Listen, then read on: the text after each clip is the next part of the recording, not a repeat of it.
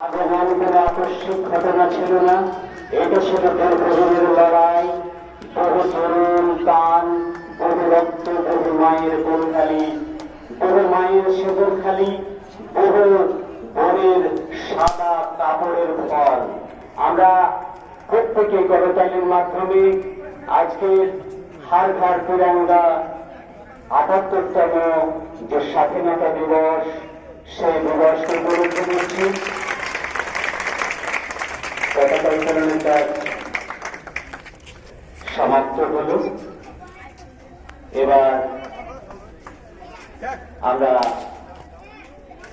জাতীয় সঙ্গীত পাঠ করে আমরা আমাদের পরবর্তী কর্মসূচিতে যাব। ১ সেকেন্ড।